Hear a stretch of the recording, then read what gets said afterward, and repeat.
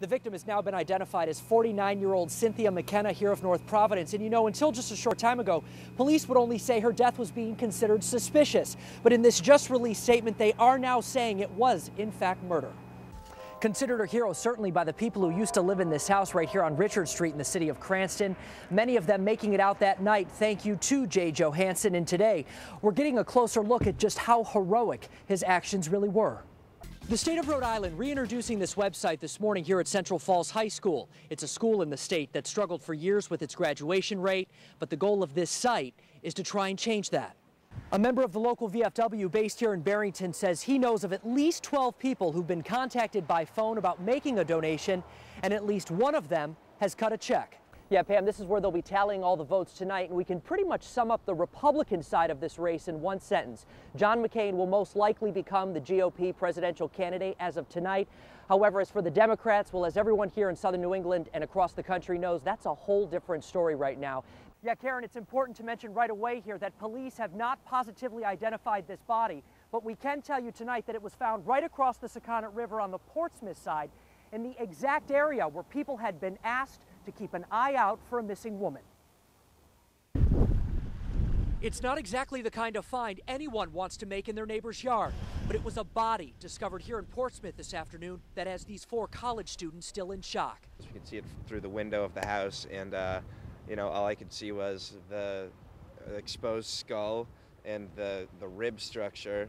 The students say it was around 1:30 this afternoon when their landlord called them to the backyard of their neighbor's Cliff Avenue home, where the badly decomposing body was lying right here on the sand. Now, those living here along the Sakonnet River telling Eyewitness News that in the aftermath of this spring storm, the water level here behind their homes has gotten so high, obviously bringing with it debris and now a body. Well, the landlord, I guess, must know these people. They're seasonal, and they're obviously not here, so she was just checking out, and our back door's open, and she called us over.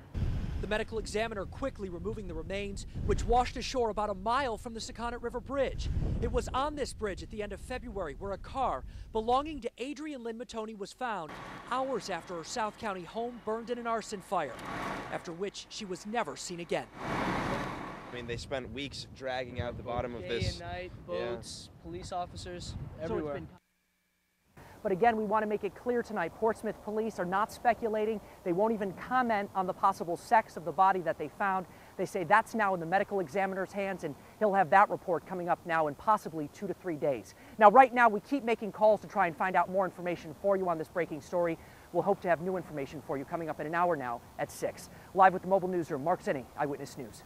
Yeah, Karen, Nicholas Gambus had that hearing here at District Court in Down City, Providence just a few hours ago. It was something he's been trying desperately for a long time now to avoid, but in the end, his case really serves as a textbook example of how you can run, but you cannot hide. Federal marshals making their long-awaited move Saturday afternoon here in Providence. Only Eyewitness News cameras capturing it all as 47-year-old Nicholas Gambus gets the surprise he tried to avoid. Nicholas Gambus? The suspect making his first appearance in district court this afternoon, 2 days after his arrest and almost 2 months after he's accused of kidnapping his son Alexander from Utah during a court-permitted supervised visit at a restaurant back in February. During that, he excused himself to go to the restroom, took the child with him, and never came back. Lieutenant Chris Bertram of the Salt Lake County Sheriff's Department in Utah says they've been on Gambus's trail for weeks. It was in Salt Lake City back on February 17th when he's accused of kidnapping his child. The police trace his connections to Oregon, Minnesota, and eventually Rhode Island, where he was caught with his son, who's already been returned to his mom. This has been terribly stressful for her. This is a person that was on the phone with us daily, sometimes multiple times during the day, just wanting to get her child back. Missing child alerts had been issued for the 15-month-old boy, who Eyewitness News learned had been living right here in this Providence apartment building with his dad, who neighbors say was lying about everything from his name to why he was here. When you talk to him, you could see he just, something wasn't right about him. He was a real weirdo. Now, that's really the feeling that we got from several people that we spoke to who live there in Gambus's apartment building there on the Providence-North Providence line. We'll hear much more from them coming up new at 6. In the meantime, we should note tonight that Gambus in court this afternoon, he did not fight extradition, which means as soon as tomorrow, he'll likely go back to Salt Lake City to face those charges. Live with the mobile newsroom here in Providence, Mark Zinni, Eyewitness News. Brian St. Germain was a star runner back when he was at West Warwick High School, which is exactly why his mom now says there's no better way to honor him than to have the track named after him. At just 22, Marine Sergeant Brian St. Germain was on his second tour of duty in Iraq when the truck he was riding in was caught in a flash flood, killing him. That was April of last year, but it still feels like yesterday for Brian's mom. You know, Brian did his first tour, and Brian made it back safely, and Brian told me he was going back again, and I just said to him, I said, I feel like you're tempting fate. Lynn St. Germain Lund now wears her son's dog tags proudly. Brian's her personal hero, which is why she's raising money through a yard sale to overhaul the track here at West Warwick High School. It's the track Brian successfully ran so many times before graduating in 2001. Got several All-State honors, broke many records, personal records and school records. We went to quite a few matches.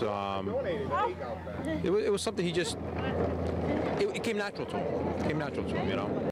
A born athlete soon memorialized with the help of money raised, which will also benefit Toys for Tots. The holiday drive synonymous with the Marine Corps, which Lynn says her son wanted to be a part of in life and will forever be part of in death. He made it back safe once, and he didn't make it back this time. But Brian was doing what he loved to do. Now, Brian's mom says they need about $200,000 in order to renovate the track here at West Warwick High School, but they're still about $190,000 short. So if you want to help out, just go to our website, WPRI.com, and click on the No More icon. With the mobile newsroom in West Warwick, Mark Zinni, Eyewitness News. The Cranston Fire Department rolling out a brand new fire truck now that really does a whole lot more to protect their first responders. The dangers of fighting fires goes far beyond what you can see. Flames and smoke destroying this multifamily, but it's the aftermath from almost all fires that's just as dangerous as the fire itself. Hydrogen cyanide is a deadly killer. You can't detect it with your nose. You can only detect it with a meter. And what it does, it steals the oxygen from your body. Cranston's fire chief among those worried about cyanide poisoning.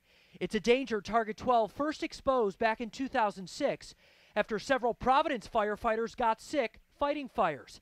It was later determined they were sickened by cyanide, which is released by burning beds, plastics, and almost anything else at a scene. It mimics the effect of a heart attack. You can get chest pains, dizziness, shortness of breath.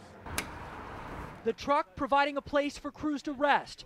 It's equipped with a room to relax while onboard equipment recharges and refills air tanks. I believe we can hold 9 people in here and 1 attendant. A safe haven now on the road in Cranston, where there was nothing like it before.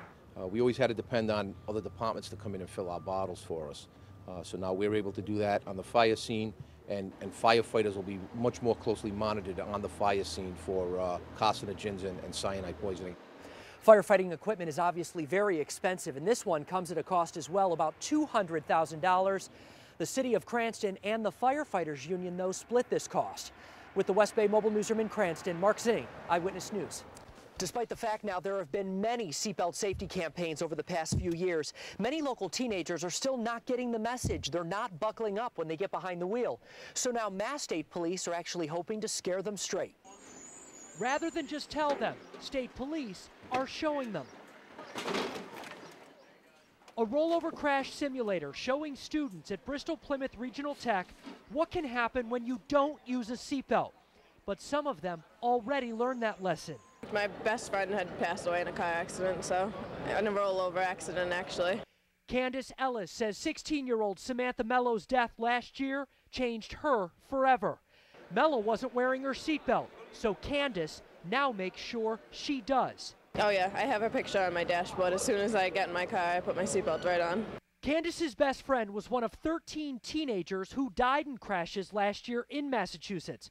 Of those who died, 10 were not wearing seatbelts. You know, kids who've been trained to speed on video games since they were 4 or 5 years old need to understand that real crashes have real consequences.